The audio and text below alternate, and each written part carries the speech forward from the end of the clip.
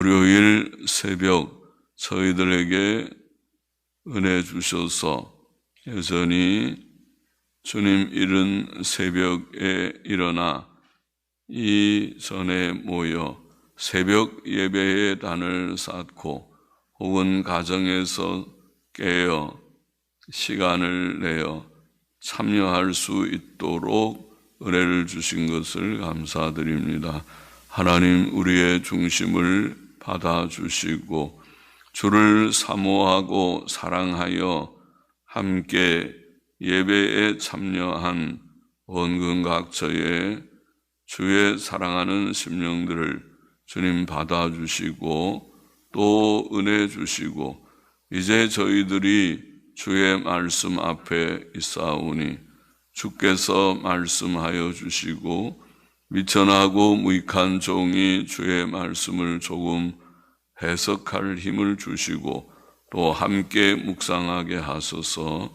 주의 말씀의 교훈을 깨닫고 또 마음에 새기고 좋은 사람들, 흠과 점이 없는 온전한 사람들로 자라가며 온전케 되게 하여 주시기를 소원하며 감사하며 예수님의 이름으로 기도하옵나이다. 아멘. 잠언 20장 13절부터 16절 말씀 같이 보십시다. 13절 보겠습니다. 너는 잠자기를 좋아하지 말라. 네가 빈궁하게 될까 두려우니라. 내 눈을 뜨라. 그리하면 양식에 족하리라. 잠은 사람의 휴식을 위하여 하나님께서 주신 복입니다. 잠에는 피로 회복의 비밀이 있습니다. 몸 건강의 한 중요한 방법은 잠을 충분히 자는 것입니다. 수면 시간은 사람의 체질과 건강 상태에 따라 또 하루의 일의 성격과 양에 따라 다를 것이지만 최소 5시간 이상 8시간 미만일 것입니다.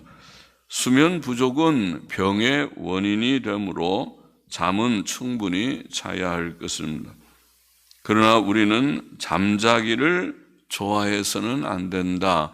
그것이 본문의 교훈입니다. 잠을 너무 많이 자는 것은 게으름의 표가 됩니다. 게으른 자는 잠자기를 좋아하고 그 결과로 가난해집니다. 사람은 사업도 직장도 집안일도 공부도 게을리 해서는 안 됩니다. 그러므로 사람은 잠을 줄이고 자기의 일에 부지런해야 합니다. 잠언 6장 6절에 보면 게으른 자여 개미에게로 가서 그 하는 것을 보고 지혜를 얻으라. 우리 사람이 조그만 개미 땅에 기어다니는 개미한테 배울 것이 있다. 배우라. 개미는 두령도 없고 간역자도 없고 주권자도 없으되 먹을 것을 여름 동안에 예비하며 추수 때에 양식을 모으느니라. 게으른 자여 네가 어느 때까지 눕겠느냐? 네가 어느 때에 잠이 깨어 일어나겠느냐? 좀 더 자자, 좀 더 졸자, 손을 모으고 좀 더 눕자 하면 내 빈궁이 강도같이 오며 내 곰핍이 군사같이 이르리라. 그러니까 너무 잠을 많이 자지 말고 적절하게 잘 조절을 하라. 잠언 19장 15절에도 게으름이 사람으로 깊이 잠들게 하나니 해태한 사람은 줄일 것이니라. 나태한 사람은 줄일 것입니다. 영적으로도 그러합니다. 성도는 영적인 잠을 자서는 안 됩니다. 성도가 돈과 세상과 육신의 쾌락을 사랑하는 영적인 잠을 자면 믿음을 잃고 심령이 병들고 약해집니다. 우리는 영적으로 깨어 있어야 합니다. 성경을 읽고 기도하고 교회에 모이기를 힘써야 하고 세월을 아끼고 하나님의 뜻을 분별하고 의와 선을 실천해야 합니다. 14절 보십시다. 사는 자가 물건이 좋지 못하다 하다가 돌아간 후에는 자랑하느니라. 재미있는 말씀이네. 물건을 살 때 물건이 좋지 못하다 말하다가 돌아간 후에 자랑하는 것은 세상 사람들의 보통 생활 방식입니다.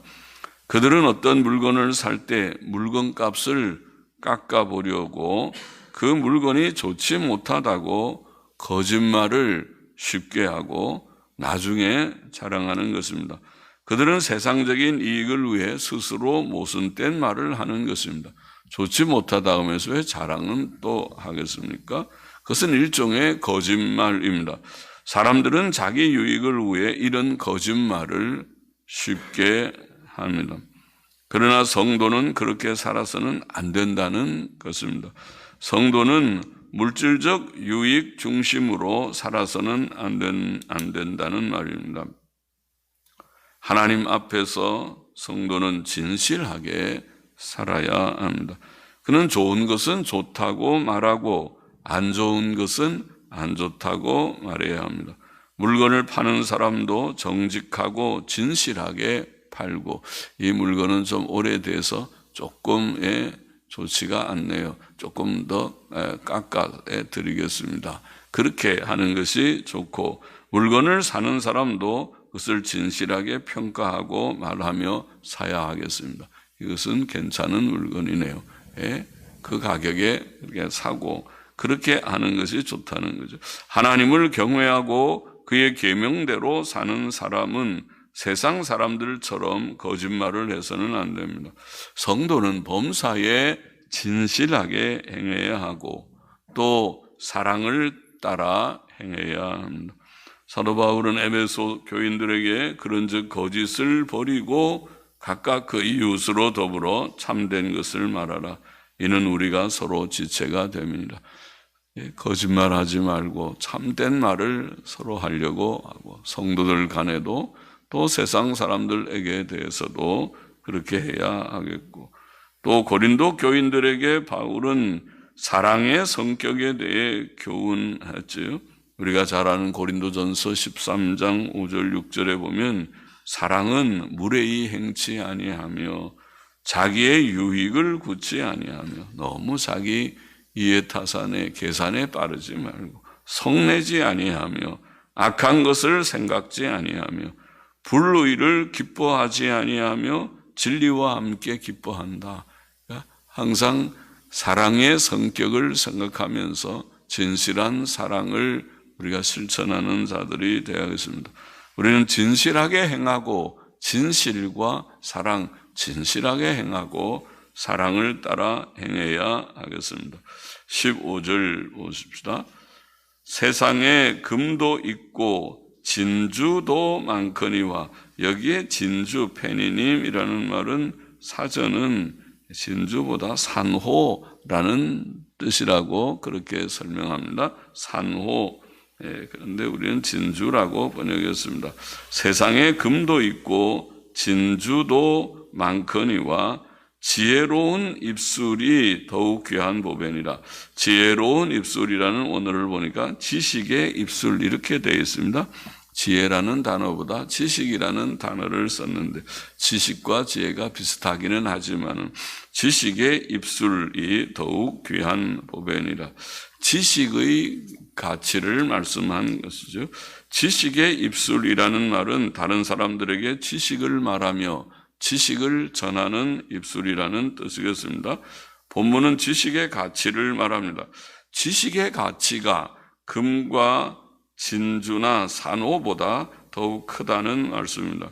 바른 지식은 참으로 보배입니다. 그러므로 잠언 8장 10절은 너희가 은을 받지 말고 나의 훈계를 받으며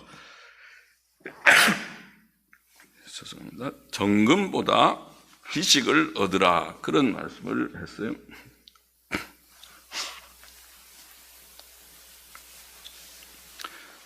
정금보다 지식을 얻으라. 바른 지식이 무엇입니까? 바른 지식은 하나님의 지식이죠. 하나님께서 주신 하나님에 관한 지식이고 하나님께서 우리에게 일러주신 그런 지식이 바른 지식입니다.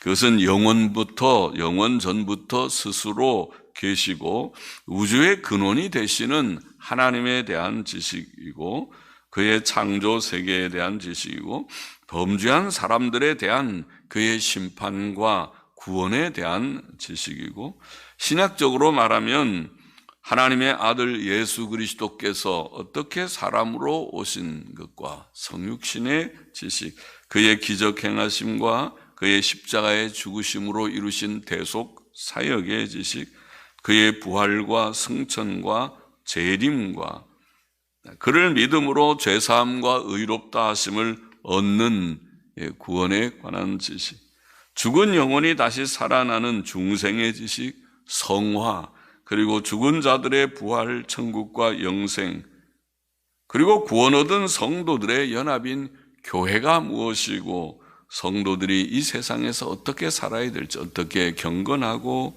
또 온유하고 겸손하고 바르고 선하고 덕스럽고 진실하게 살아야 할지 등에 관한 지식이라고 하겠습니다. 다시 말하면 하나님께서 주신 지식은 교리와 윤리의 지식입니다. 그것이 성경의 내용이죠. 성경의 내용은 우리가 무엇을 믿을 것과 어떻게 살 것에 대한 내용이죠. 그것은 요약하면 교리고 윤리입니다. 교리와 윤리의 지식, 무엇을 믿어야 할 것인가, 그것이 교리요. 어떻게 살아야 할 것인가, 그것이 윤리입니다. 기독교 교리와 기독교 윤리의 지식이 그것이 가치 있는 지식이다. 사람에게 있어서 이 지식과 이 지식에 따른 인격성과 도덕성, 그 지식대로 그가 믿어서 참 경건한 사람, 지식이 분명한 사람이구나. 또 그 지식대로 하나님이 주신 교훈대로 사는 그런 실천이 있는 사람이로구나. 거기에 가치가 있다는 말입니다. 금과 은과 보석의 가치, 이 세상의 물질적 가치보다 더 가치 있는 것이 하나님의 지식, 바른 지식의 가치다.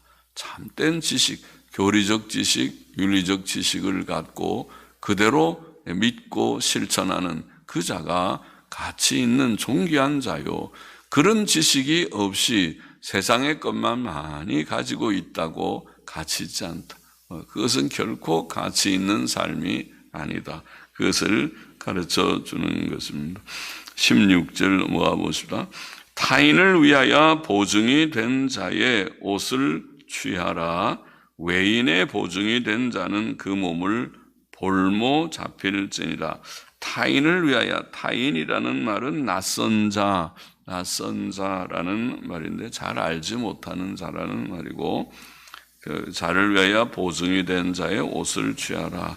그러니까 보증이 되면 옷까지도 다 잃어버린다는 뜻이겠죠. 또 외인들의 보증이 된, 외인들이라는 말은 번역이 흥미롭습니다. 외인들이라는 말은 전통 본문에 낯선 자들이라고 쓰여 있긴 하지만 앞에는 단수로 타인인데 여기는 외인들, 낯선 자들이라는 또 다른 단어를 써서 복수 형태로 나타나 있어서 그렇게 번역하기도 하고, 옛날 번역이나 근래의 영어 번역에도 그렇게 낯선 자들, 우리처럼 우리도 외인들, 그렇게 비슷한 거죠.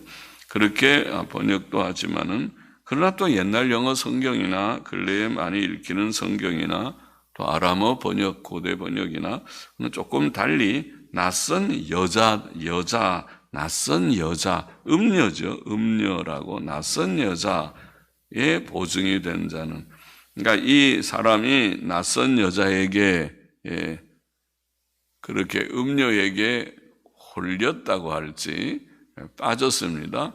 그래서 낯선 여자가 자꾸 빚 보증을 서달라고 해서 넘어갔습니다. 그래서 낯선 여자의 보증이 된 자는 그 몸을 볼모 잡힐지니라. 어리석은 일을 했군요. 자, 본문은 낯선 자를 위해 보증이 되면 그 옷도 빼앗기고 그 몸도 종이 된다는 뜻입니다. 사람은 잘못된 보증을 서면 큰 손실과 낭패를 당한다는 뜻입니다.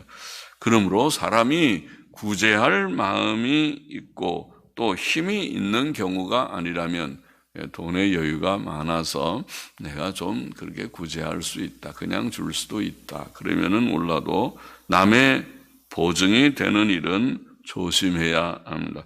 사람이 갚을 힘이나 마음이 없으면서 남의 보증이 되는 것은 매우 어리석은 행동이지요.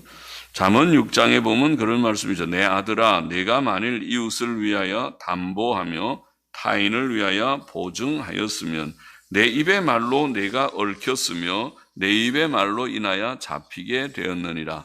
내 아들아, 네가 내 이웃의 손에 빠졌은즉 이같이 하라.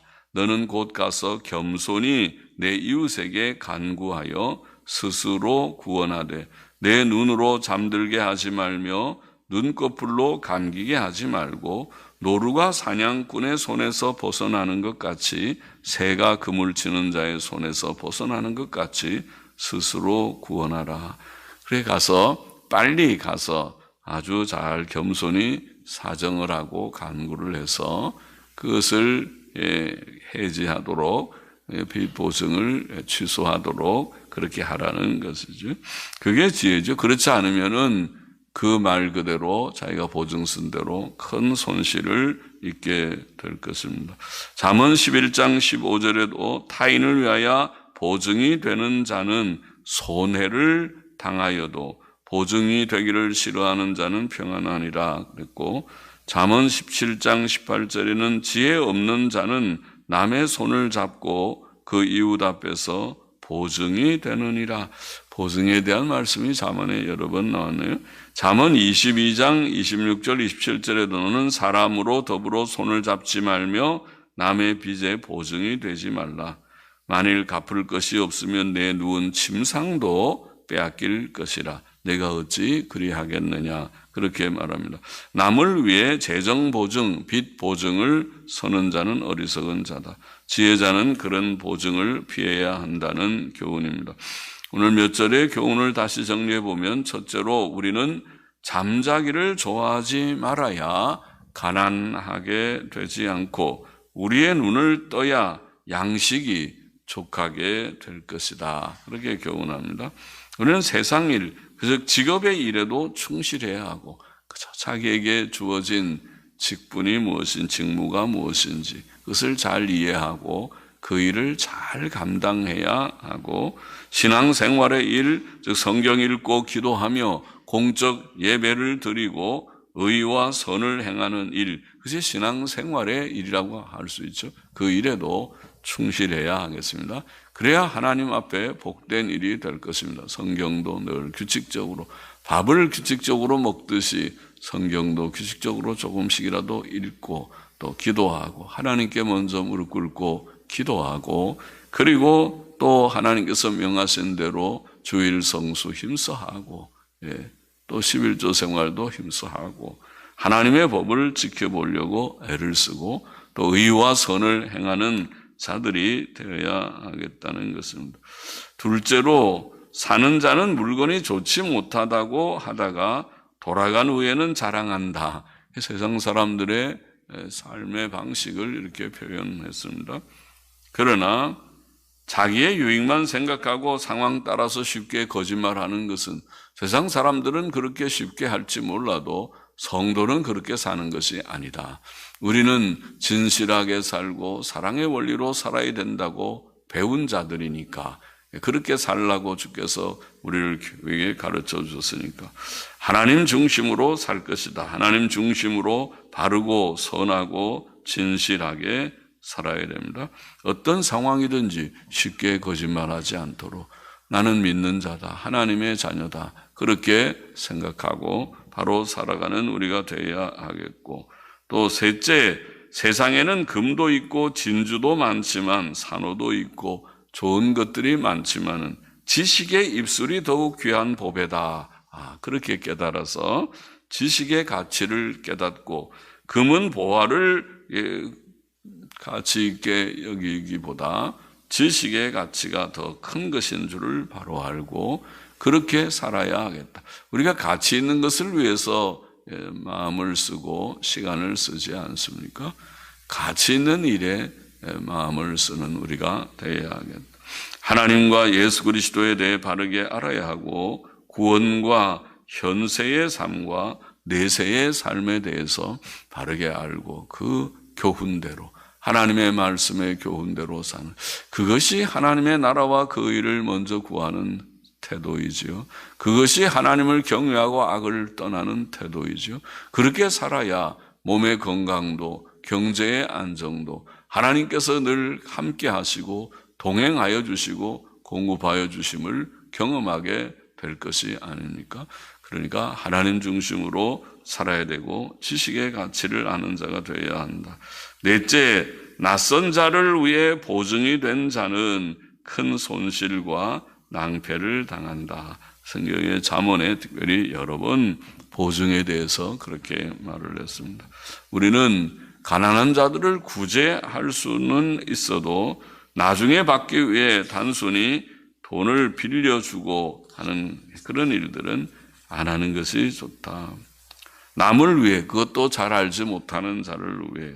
아까 얘기해 어떤 우리가 옛날 영어 성경이나 근래 어떤 번역처럼 히브리어 본문에 케레라고 우리가 말이죠. 케팁 이렇게 쓰여 있지만은 그러나 서기관들이 이렇게 읽는다. 그렇게 읽으라고 제안하는 것을 케레라고 말하는데 그렇게 그런 이상한 여자, 음녀라고 번역을 했어요. 그렇게. 그러니까 빠졌습니다. 여자에게 홀려서 그래서 여자가 자꾸 돈을 빌려달라고 해서 그 돈을 거기에 주고 그러다가 큰 손실을 당하는 그런 어리석은 일을 말했습니다. 그렇게 하지 말라. 자신이 갚을 힘이 없으면서 빚 보증을 서는 것은 어리석은 일이다. 결국 자기의 모든 경제를 망치는 신용불량자가 되고 결국 큰 빚을 떠안게 돼서 자기의 생을 파탄시키는 그런 일이 되는 어리석은 일이니 결코 그렇게 해서는 안 되겠다. 그런 교훈이라고 보입니다.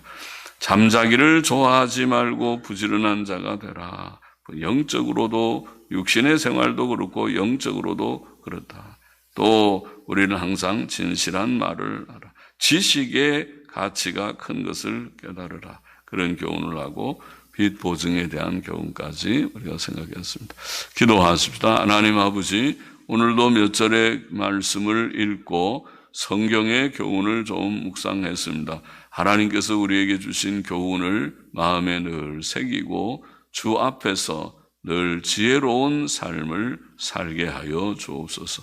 부지런한 자들이 되기를 원합니다. 진실하고 사랑의 정신으로 살아가는 자가 되기를 원합니다. 지식의 가치를 아는 자들이 되어서 하나님께서 주신 성경 말씀의 교리와 윤리의 지식을 늘 주님이여 묵상하고 또 그것을 믿고 실천하는 지혜자가 다 되기를 원합니다. 어리석게 행동하는 그런 자가 되지 않고 또 이 세상 사는 동안에 우리가 부자는 아니지만은 주께서 우리에게 주신 그런 작은 경제를 잘 관리해서 낭패를 당하지 않는 지혜자로 살아가는 모두들이 되게 하여 주시기를 소원합니다. 감사하며 예수님의 이름으로 기도하옵나이다. 아멘. 아멘.